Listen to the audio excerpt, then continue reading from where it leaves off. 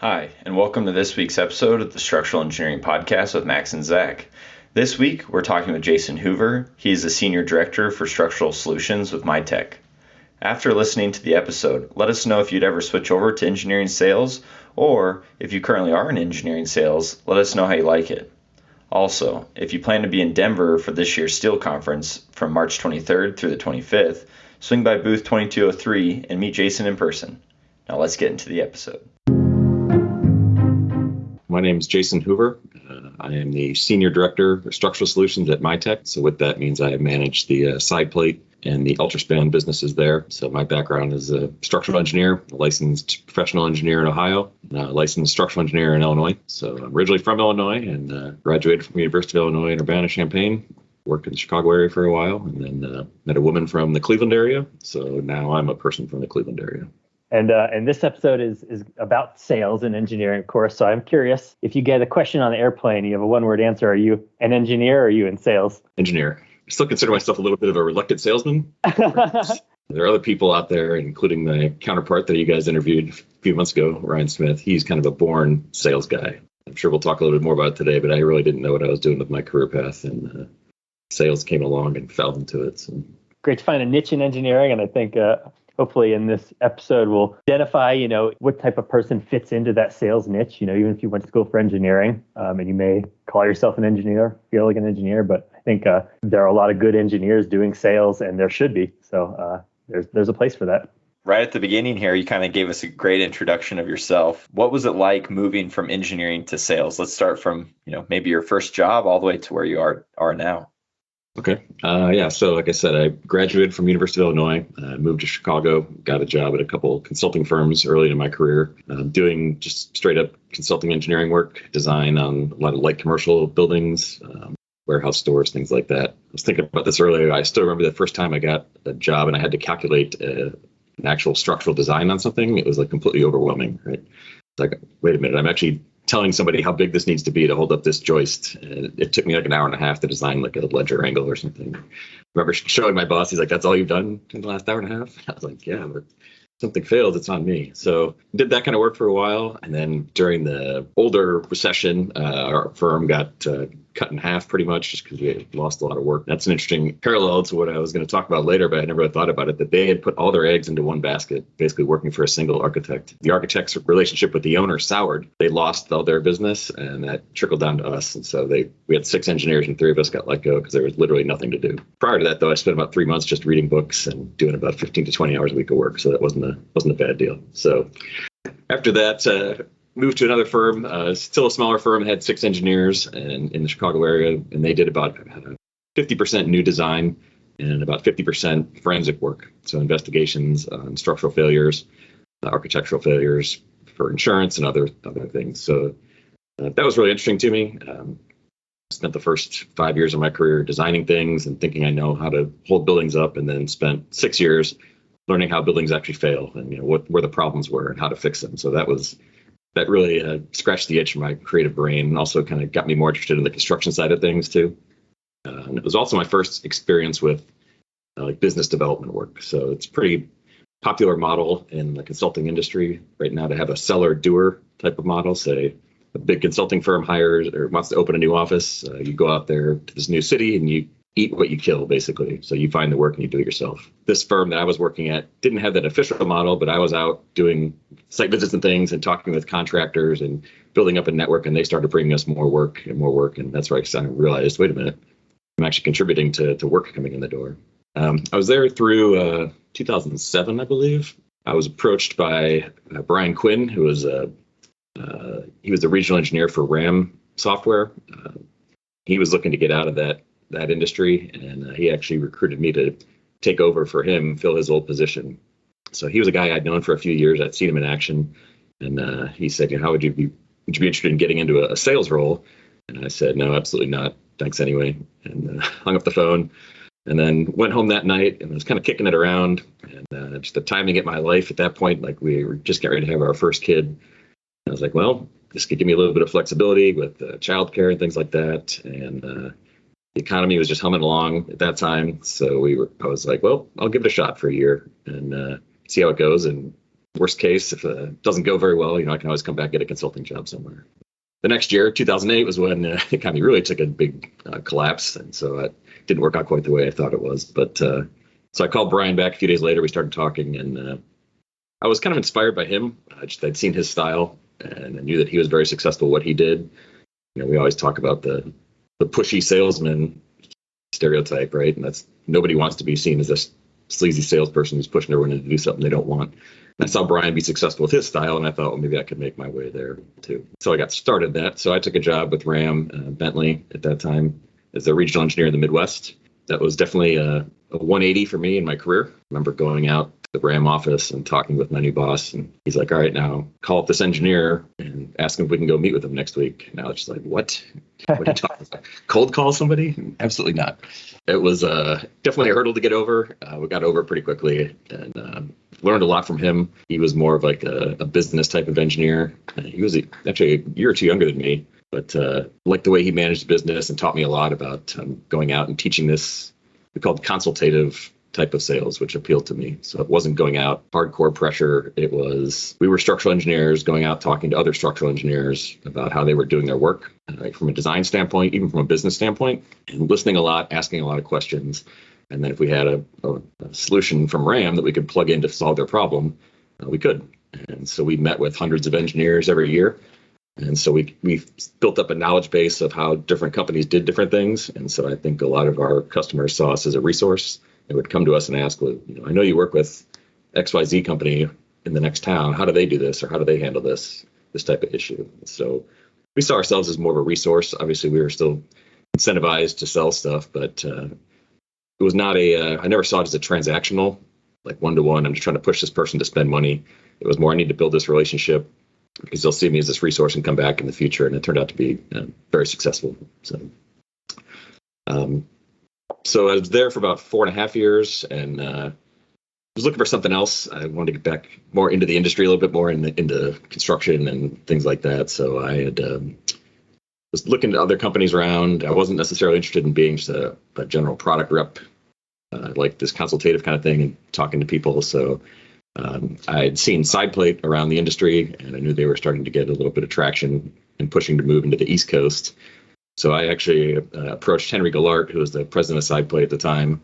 I think it was at the Steel Conference in Pittsburgh, and said, hey, I know you're trying to grow, and I'm this dude who's been working in business development as an engineer for about 6 years, and I think I could be your guy. And he's like, well, we hadn't really thought about it yet. So I had to basically sell him on the concept of my new job. So I felt proud about that. Good test of sales right off the bat. Well, exactly. Yeah, he joked about it for years. He's like, you must be a good salesman because you convinced me. So yeah, so that I think I was their employee number 10 or something like that at the time. So I was covering basically everything east of Denver, just this wide open market. And then Henry was covering the West Coast. And so over the years, ended up building up a similar team of regional engineers around the country. So that RAM had borrowed that concept from AISC, seen it be successful there.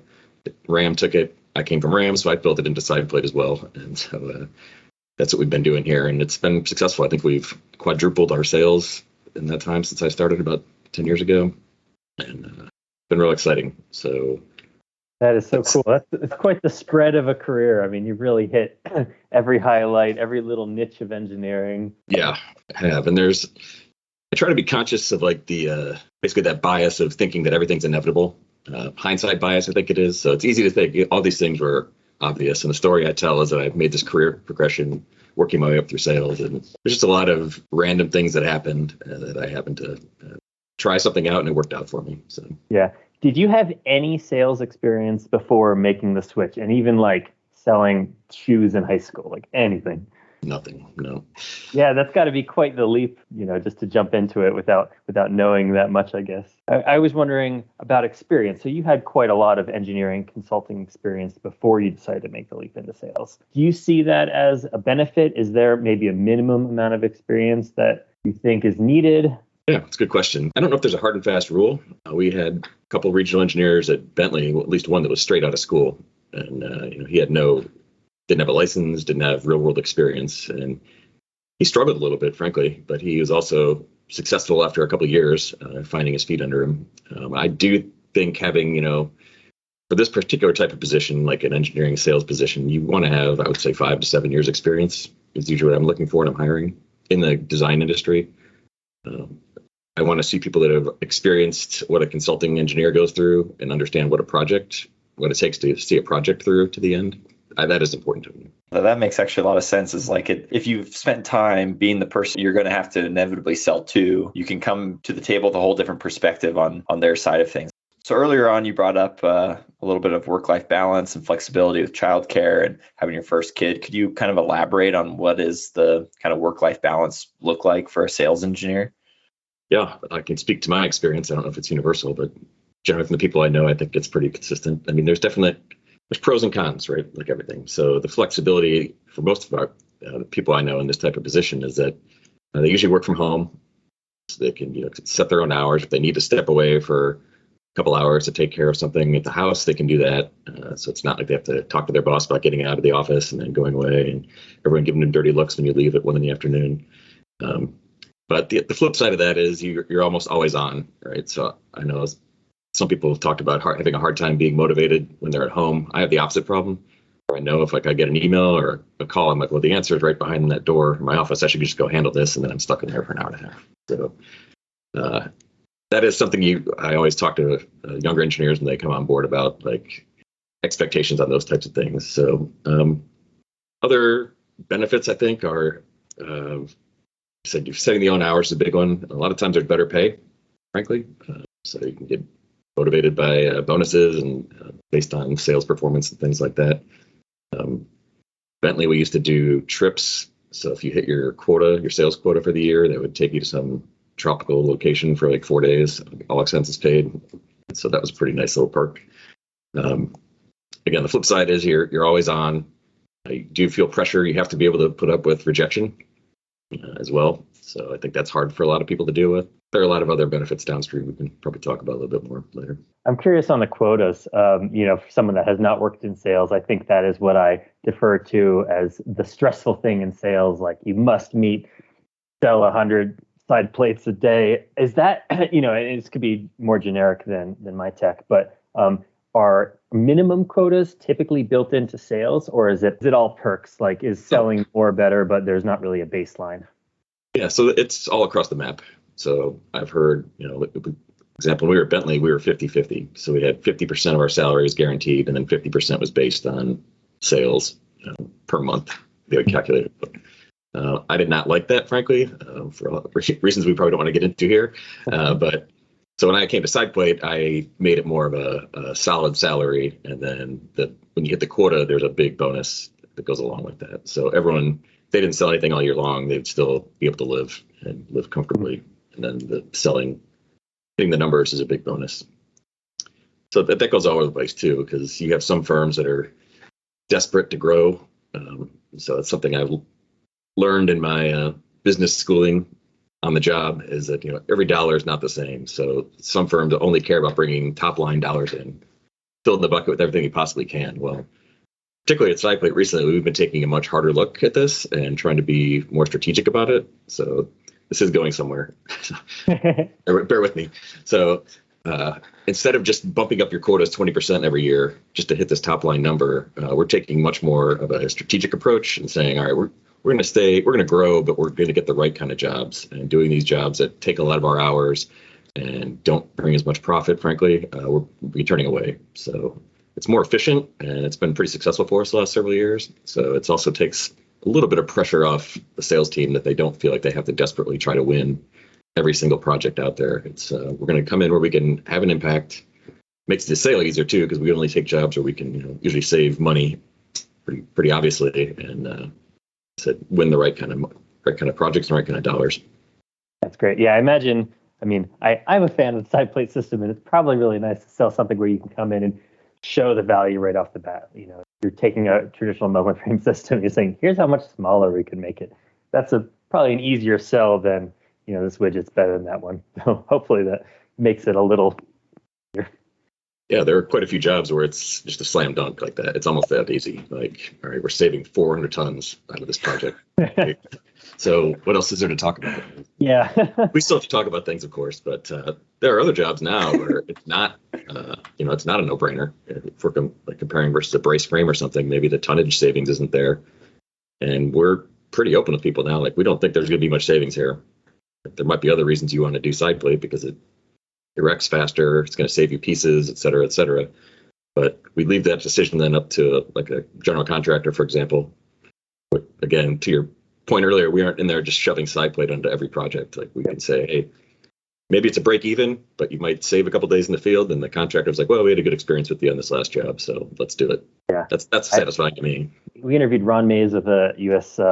Resiliency Council. He was talking about sort of pitching the concept, and I said something like, well, you just tell them the likelihood of this event and the cost of failure if whatever. He's like, that would be an insane thing to say. Like, no, but you're talking directly to engineers, and this was like, why don't you just say the number? Like, say what it saves and the percent probability of saving that. Do you think since you're talking to engineers, you're using just direct numbers and it's a little less of a convincing conversation, more of just here are the facts that we have, here's the performance, factually what it is, and then they can make the judgment call? So it's interesting with side plate is that we have very different markets in different parts of the country. So in the West Coast or high seismic areas, engineers are typically a little more sophisticated, frankly, and dealing with a limited number of moment connections that you can even use from the start. So there, it's much more, the sales process or project pursuit is much more technical, right? Talking with the engineers, showing performance, showing savings, et cetera, et cetera.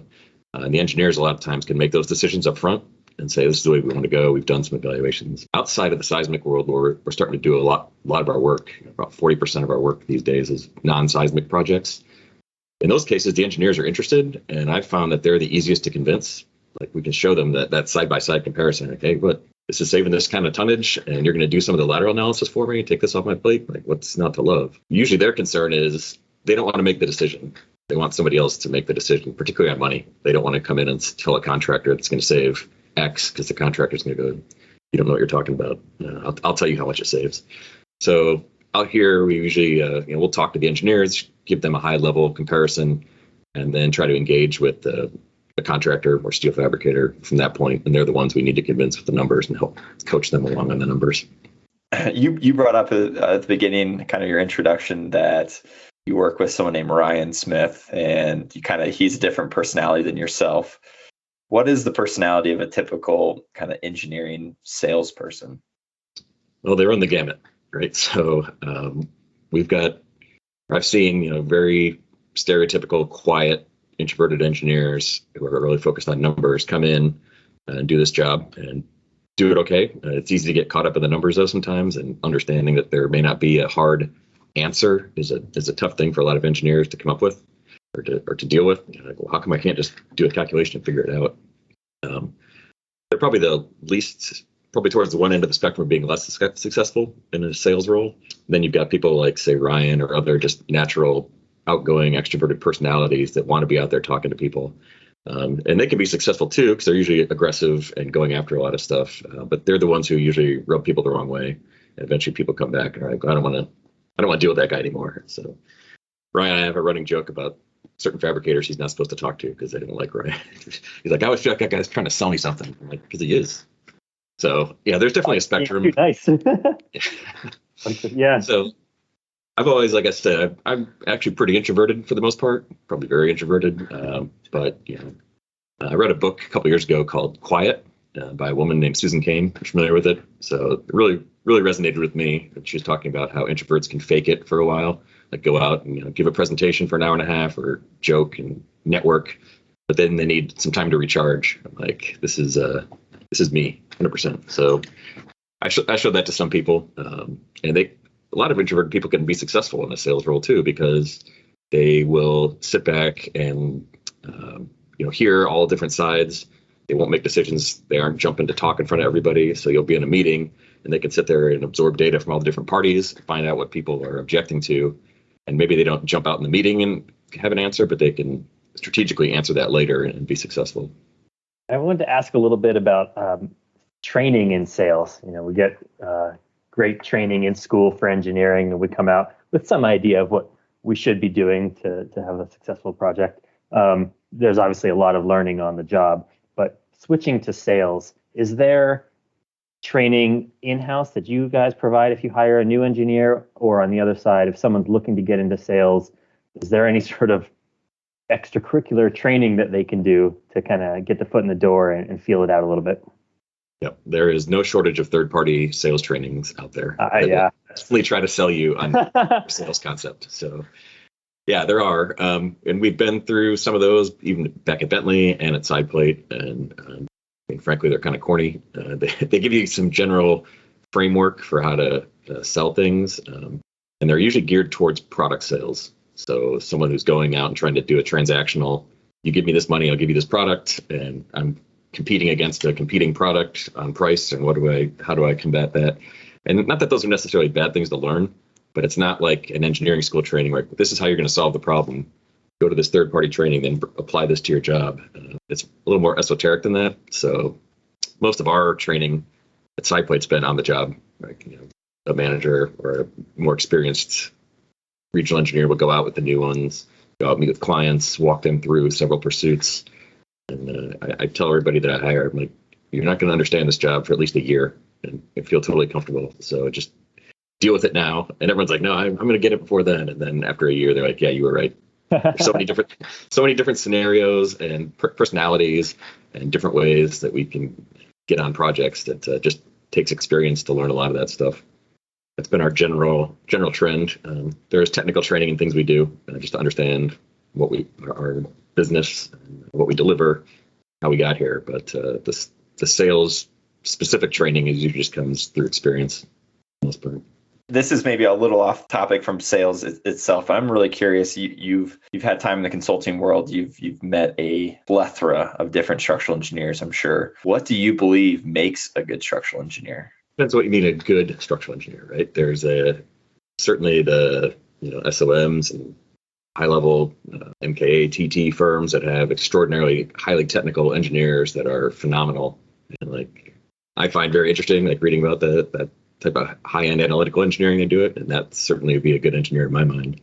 More personal level, what I found are the successful engineers are the ones that have technical ability, but also have a lot of appreciation for constructability and aren't driven by their ego to always be right necessarily, and have an open mind when they're talking with fabricators, for example, or contractors.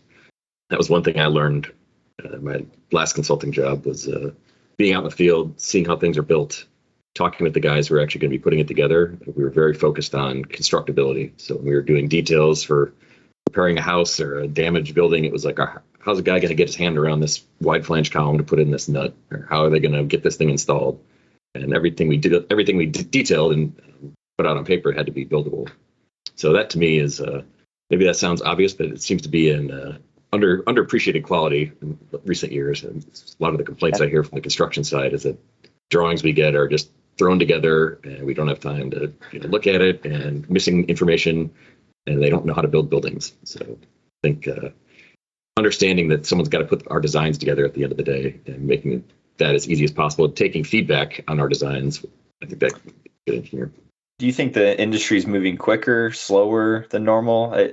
I've always heard from people that have been engineering for 30 years that things are just going crazy fast. And kind of, I guess I'm curious with your experience in the industry, what you think on that. You mean from an innovation technology level, or just in general?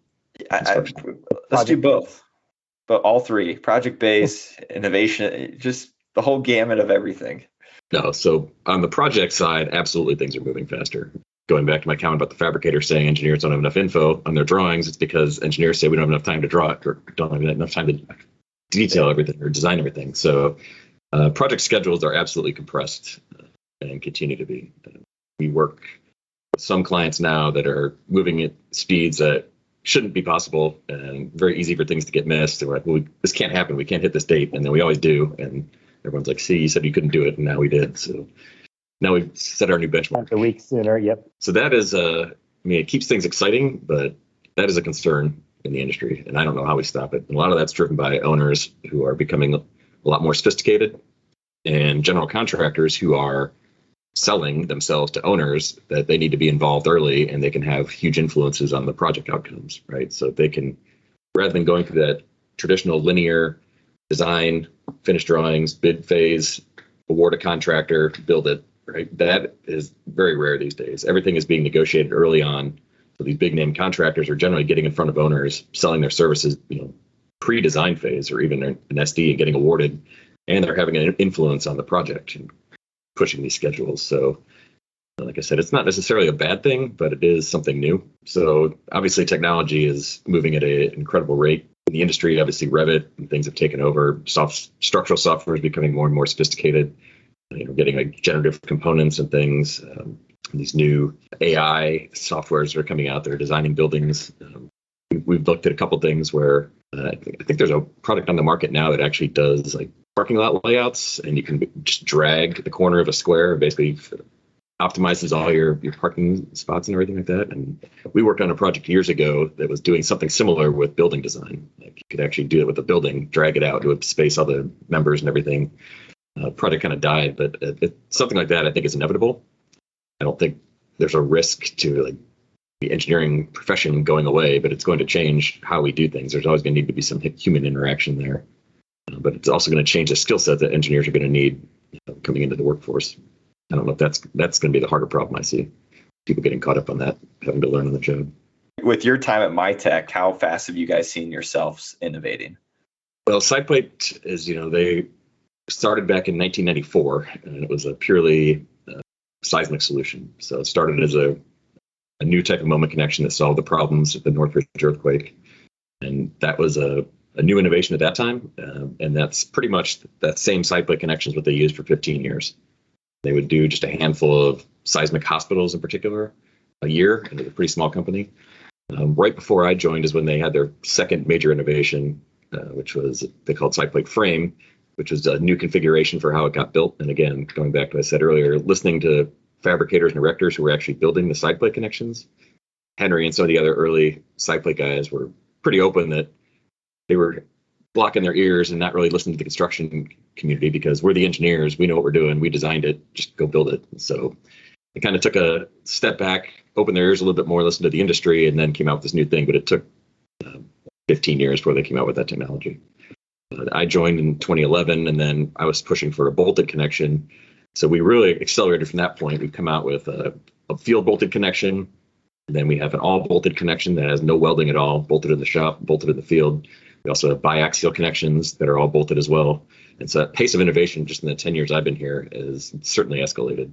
More to come on that, but that is actually at MITEK, we had a big reorganization last year, and part of that was establishing a much more robust research and development arm that is going to be even more quickly increasing the pace of innovation, not necessarily with SidePlate, but with a lot of the other businesses that we own.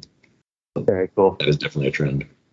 I'm curious, as an engineer that does sales, if you have any advice for engineers that are working in consulting engineering. I feel like, everything we do has a sales component to it. Right? We're selling our consulting abilities. Do you have any advice to be better at sales as not a salesman? So Zach and I will say. Yeah, I think one thing that people have a hard time getting their head around is what sales is, right? Like we talked about at the beginning, everyone has this concept that it's this sleazy used car salesman who's doing this one-on-one transaction, getting you off the lot as fast as possible, trying to get your money. When you view it as more of it's not a zero-sum game. So that you can build value by having this transaction, selling something, your services, you get money, they get your service, they get their building built. So understanding that there's mutually beneficial outcomes for both people kind of takes some of the edge off, in my opinion. So consulting engineers like yourselves, we always push our engineering team to have that kind of sales mindset when they're talking to people. Like if you're talking to an engineer or a contractor and at the end of a project, simply having an open mind and saying, hey, this project went really well. We enjoyed working with you guys. What's next in the pipeline, or what do you guys have coming up? We'd love to work with you again. Just something as easy as that. That's sales. People may don't want to hear that, but that is part of building that relationship. And it doesn't sound like you're pushing something on them. It's more just a recognition of the fact we like working with you and we'd like to do it again.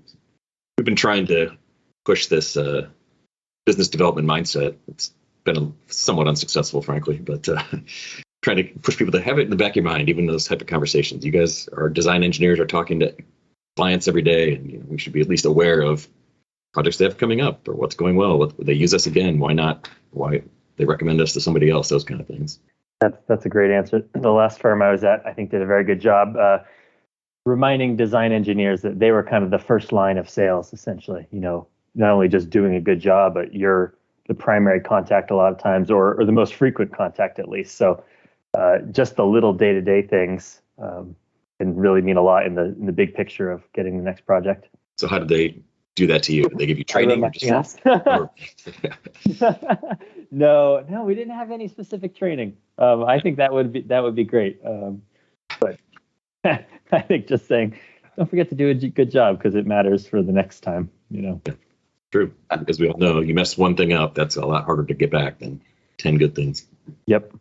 I stole some, I think, sales ideas from the industry where instead of doing something like, hey, work with us, we got all this information. I've been making presentations and webinars, giving them to clients and saying, here's what we know, we'd love to share it with you. And then at the end of it, be like, hey, if you have projects, we're always available, but we're just kind of passively selling. And I find that to be fairly successful. It's just, let's just share what we're working on, what's coming up, what code changes are going to affect you personally, and then hey, we can also help you. Yeah, I'll agree with Zach. I mean, I have a very hard time saying, what project's coming up next. Like I can't say that, but I do love to just talk about engineering, and I think being out there, sharing knowledge, being helpful, really can go a long way if you're not comfortable with what I picture as sales. Whatever you said is not, it does not have to be a pushy here, buy from us, whatever. Other ways to do it. I think too, it's kind of another level, next level thinking is understanding what your clients are going through, right? So if you're a consulting engineer, what is your architect really trying to solve? So don't get hung up on, I'm selling my engineering services. It's got to be flashy presentations of all these cool buildings and stuff we've done. If you're talking to somebody that's doing low-rise commercial, they don't really care about all this crazy architectural engineering you've done. So knowing your audience is really big too. So I know it's easy to say from this position, but consulting engineers don't do a very good job of marketing themselves in general. Or if they do, they've got a single marketing person who does a general marketing handout that's supposed to cover everything. And having more intentional interactions with your clients can be very meaningful. So if you come to them and say, hey, we know you're dealing with this issue, or you work a lot with this owner, and we think we've all figured something out that can benefit this project, or something like that, it's a lot more impactful than here's our glossy four-page handout that talks about all the cool stuff we've done in the past. Isn't relevant to what you're doing today. The last question I had is I was curious if you're going to be at the upcoming Steel Conference in Denver, and if people would have the opportunity to meet you in person. Yeah, absolutely. So we will be there. We have a big 20 by 20 booth. It's right next to Nucor, right when you walk in the front to the left. And we're actually going to have a full-scale mock-up of the all-bolted side plate connections in a frame. Oh, cool. An HSS column on one end and our wide flange column, and then a beam in between there. So people can come play with it. Fabricators are going to crawl all over it, poking at it and stuff like that. So it's a good hands-on experience. So yes, we will be there. We're also doing a reception with STS2 on Thursday night if anybody's interested in coming by. So we have a whole bar rented out, which should be free drinks and appetizers. And we've been doing this for about 6 years with them, and it's been really popular. So I'm leaving the West Coast at the wrong time. Oh well. And then I hear that you guys may be hiring. For those that are interested, do you have open positions right now? Sales and engineering, everything? Yeah. So we mentioned earlier, MITEK went through a big reorganization last year, and part of that took some of our side plate resources into different parts of MITEK. So we are struggling to keep up right now with the work. It's a good problem. So like everybody, I think we're trying to hire. Specifically, we're trying to hire a new regional engineer, sales engineer on the east, probably in the southeast area. And that could be anywhere from Texas to the East Coast to the Mid-Atlantic. So that's been an open position for a little while. That's probably our most pressing one. If there's other people that are interested in different areas, I wouldn't keep you from applying. If it's the right fit, we could find a position for them or find a way to make it fit. We're also hiring some design engineers out of our Mission Viejo, California office. So that can be a remote position, but we're looking for a design level engineer with several years of consulting experience, or maybe somebody even with a little bit more as a project manager, 10 to 15 years experience, for example. So certainly encourage your listeners to apply for that. That's excellent. I hope they do. I'm curious, is there any questions we didn't ask that you think would be important? People often ask, why should I do it if I don't want to be? I'm not interested in sales. There are, to me, like I said earlier, I feel like I'm a bit of a reluctant salesman, but there are a lot of other benefits. You get out of your comfort zone a little bit, which I don't think is a bad thing, with pretty low risk, frankly. If you're a really introverted engineer and you're dedicated to being a design engineer for your whole career, that's okay. That you're probably not going to be successful at sales, right? But other people are usually get to a certain spot where they might be looking for something different. But the ability offers you to, experience how to negotiate, how to deal with difficult clients and difficult situations, understanding business, and these types of skills, just general sales skills, public speaking, for example, too. Those are marketable to other industries. So not to bash on engineering, but if you decided you want to get out of engineering, if you've been in business development for several years, your world is pretty wide open, positions you can take. So, yeah. And as soon as recruiters see that you're in sales on LinkedIn and you have an engineering background, they're going to be peppering you all over the place. I tell you that from experience. So. It is good. Like I said earlier, it's you learn how to experience rejection, how to hear no and not take it personally. The negotiation type of thing pays off with other things outside of work, right? So buying a house or buying a car. Going through the third-party sales training, I know what this car salesman is going to try to do to me, so I can call him out on it and give myself the upper hand in those negotiations. But it also helps you understand how to negotiate, how to have difficult conversations, doing your research ahead of time, and understanding what's successful, et cetera. Yeah, that's great. So the cons, I guess, would be earlier, probably longer hours, dealing with rejection, uncertain pay sometimes if you are getting paid on a commission plan. You get stuck with the sleazy salesman tag every now and then, so whether or not you want to or not. So to me, the trade-offs have been worth it. Like I said, It's been a good career. That's great. Perfect. Awesome. Well, thanks for joining us on the podcast. We really appreciate it, and looking forward to hopefully meeting you in person one of these days. Yeah. Well, guys, there it is, the end of the episode. Thanks for listening. We really enjoyed having Jason Hoover on the podcast this week. Let us know if you have any questions by reaching out on LinkedIn, Facebook, Instagram, or email. You can find those links and more information about this specific episode in the show notes below. Have a great week.